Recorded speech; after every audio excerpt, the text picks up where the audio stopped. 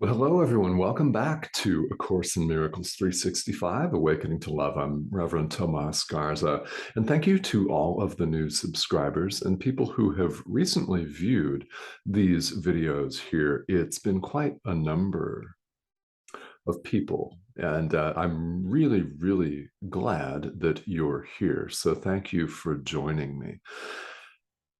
As always, what's most important is your own commitment to practice, your own commitment, your own dedication to your journey, to your walk, whatever that looks like for you.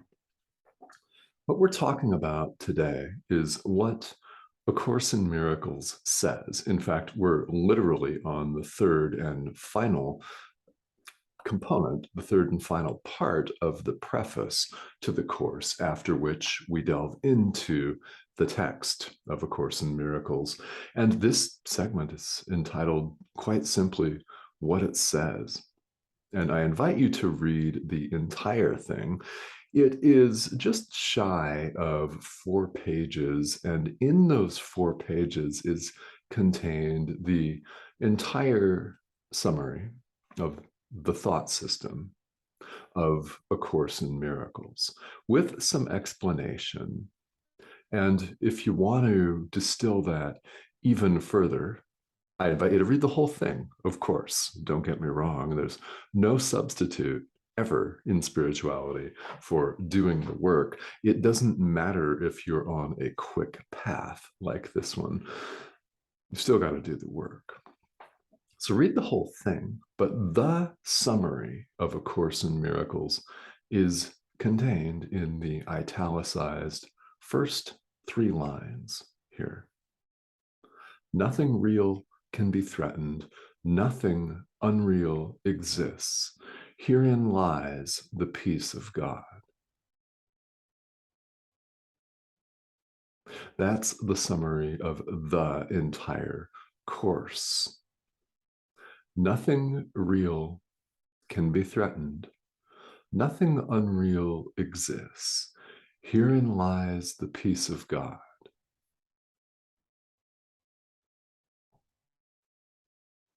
We then go on to ask ourselves, well, all right, that's memorable. What does it mean? And you may immediately ask yourself, what does this mean for me in practice? Because spirituality is about practical experience. So this component of the preface goes on to do a little bit of explanation, which is well worth our considering. It really is. Because from these lines spring 2 completely different thought systems between which we choose all the time, whether we're consciously aware of this choice or not. And of course, in life, we seem like we're on autopilot. We even joke about it because we often are, and we're often choosing here in the world the wrong thought system, the one that leads to suffering and chaos and all of the insane psychodrama that we see all the time in the world. Nothing real can be threatened. God simply is. Love simply is. Truth simply is. It can be denied, but it cannot be changed or altered. It cannot be canceled. It simply is. This is important. We can run away from it. We can disidentify with it. We can run and hide and attempt to manipulate it in countless ways, but we cannot. It simply is. Nothing real can be threatened. God is. Nothing unreal exists. Here's one that we have to contemplate. often on the path. Now, A Course in Miracles is not the only spiritual path in this world that says something very close to this. I think immediately of a number of traditions of Eastern philosophy. For many years, I studied Tibetan Buddhism and was encouraged at all times to take a look around me at everything that the body's eyes report and listen to everything that the body's ears also report and consider it a dream, which it is.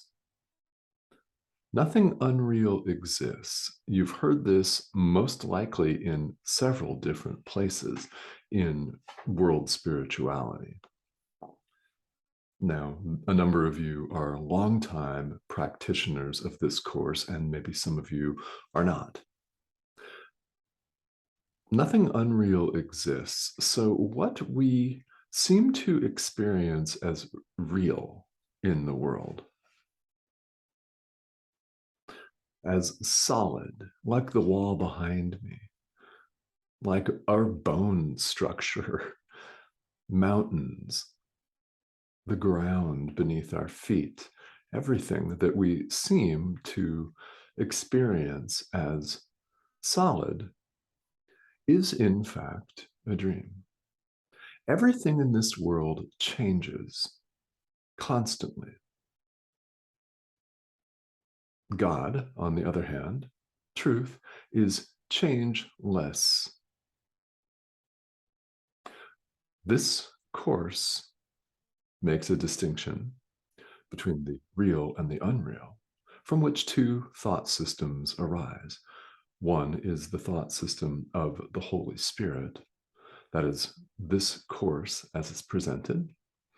The other is the thought system of the ego. The term ego may be very familiar to students of Eastern philosophy and long-time students of this course, of course. But what this is our false identification as being an individual, as thinking we're a self-sustaining survival unit, competing with other self-sustaining survival units. It's our sense of individuality. We have a choice between those two thought systems. And in case you were wondering, they're mutually incompatible. Each one is a complete thought system. We choose one or the other. Now, here's what's germane, directly relevant to spirituality and our own walk, right? Our journey. Choosing the thought system of the ego gets us nowhere, doesn't it? It is the rat race that we call it in the world. It is the psychodrama that we see in the world. It is the recycling of the same thing dressed up in a different package over and over and over again.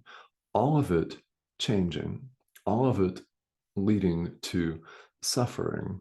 And how do we get off the hamster wheel? That's what happens to us when we choose the ego. In fact, this course refers to it as hell. Hell not being a place with fire or a place with a lot of excrement on the floor with people standing around drinking coffee. Maybe you've heard that running joke. Breaks over. Right. Hell is the condition, the separation from God that we only think happened. We seem to see ourselves as individuals. We see ourselves as cut off from God, even, who is presented in certain world religions as jealous, vindictive,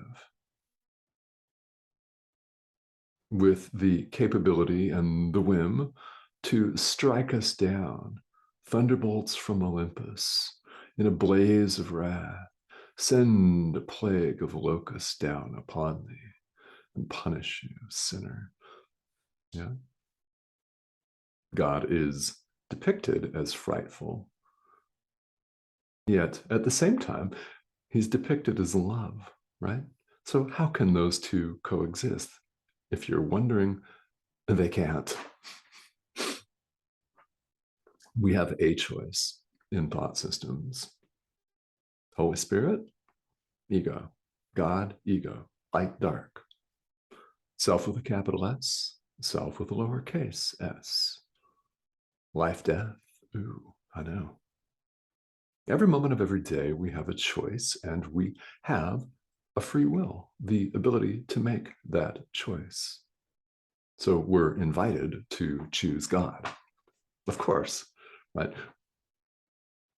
This course helps us to do that.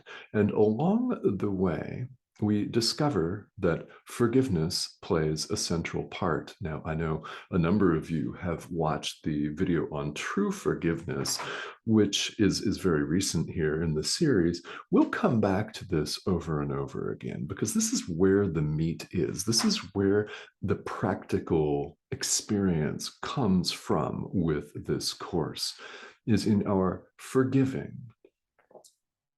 We perceive ourselves as here in this world and stuck in it, spinning around hopelessly, doing pitched battle with one another. We might have some very blissful, beautiful, hot tropical beach sex and an orgiastic, beautiful meal, great glass of wine moments, but they don't last, including the relationships, right? Nothing in this world is permanent. And of course, it's a dream. Yet we want it to be real, therefore we see it. We're invited in A Course in Miracles to change our minds, to want the peace of God, because I'll tell you what, if that's what you want, guess what you see? The Course aims to bring about a change in perception. Forgiveness, true forgiveness, is how we do that. We change our perception. We change our mind. We reach a point at the end beyond which learning cannot go, and God takes the final step himself. In truth, there is nothing to forgive because there is no separation of any kind. One equals one, and we're one with God.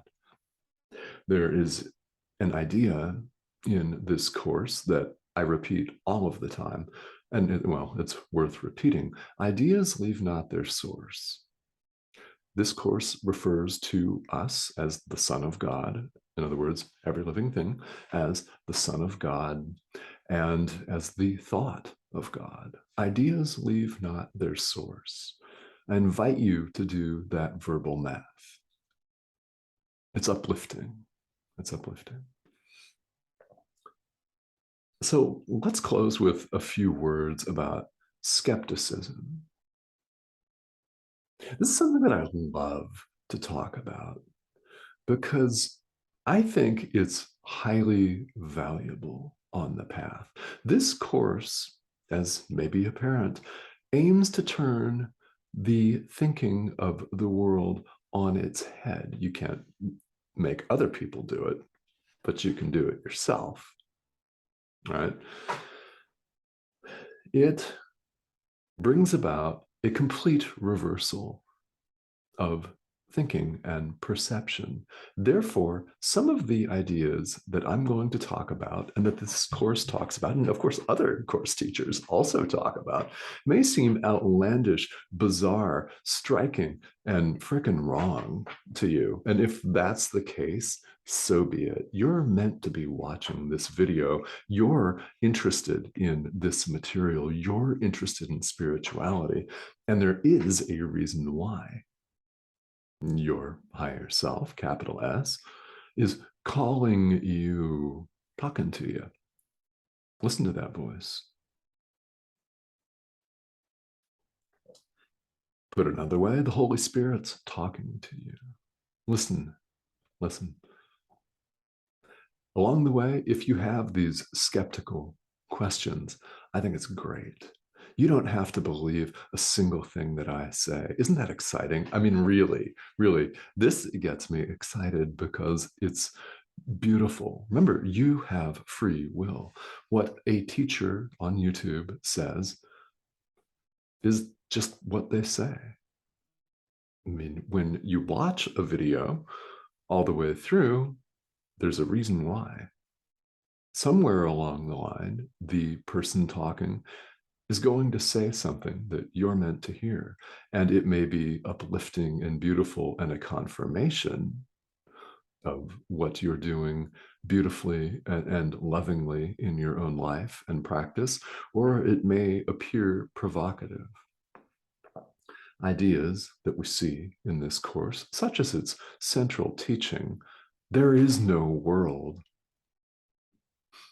Yeah, there is no world. Nothing unreal exists. That may seem shocking. The idea of forgiveness may seem anathema, doesn't it? It may seem shocking to you, especially at first, and even well into the path. We have moments and opportunities that arise where it's common to think, oh my God, do I really have to forgive that? Anyone have that happen to them? You don't have to raise your hand. Some of these ideas may seem shocking. Remember, this is meant to turn the thought system of the world on its head. How has identifying with the ego really long-term, long-term view helped you? May have helped you win a hot, sexy lover, may have helped you win an athletic competition or a date or some money or a contract in this world. But in this world, nothing lasts. We're all seeking the peace of God, and the beautiful news is it's who we are. We don't have to go anywhere. Forgiveness is the process by which we remove the barriers to truth.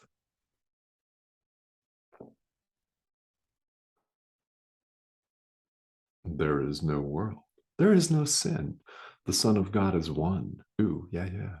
The Son of God is free. All components of this thought system. If you're skeptical about it, I invite that. I invite that. Why? Question.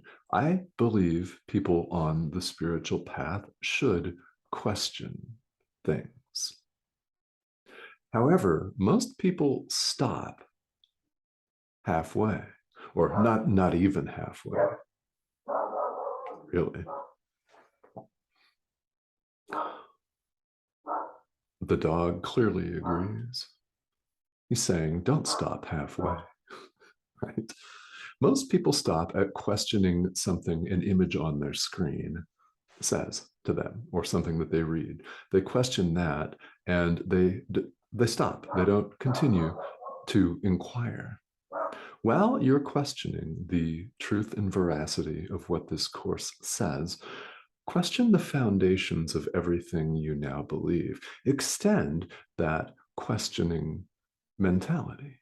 Extend that and question the truth of everything that you've been taught by your biology textbooks, everything your parents taught you, everything your church or Sunday school or spiritual or religious leaders taught you. Question everything. Don't be afraid to question everything. If you're questioning what this image on your screen is saying,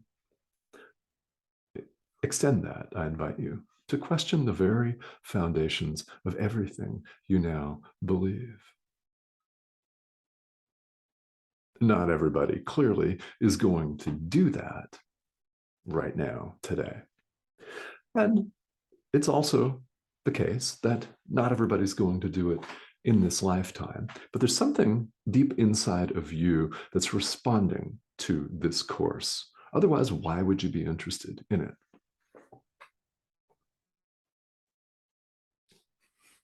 There's something that's causing you to examine and to be curious. And if you're a time student or a long time student of this material, as some of you are, there, when you started out, was something talking to you too, a voice, maybe a deep inner knowing, saying, pick this book up. A Course in Miracles. Ooh. Now, we need to repeat these ideas many, many, many times. Repetition's built in, and if you haven't noticed, I say the same things over and over again in many different ways. That's what we need as adult learners. And forgiveness is, in fact, essential to this path. It is the practical centerpiece of A Course in Miracles. And it's also how we learn. It's how we learn from our own experience, not from reading it in a book or listening to someone talk on YouTube. It's from our own experience. We've got a chorus out here today. Barking dogs. Yeah, I'm leaving this in here. We learn from our own experience. That's why we have to do this.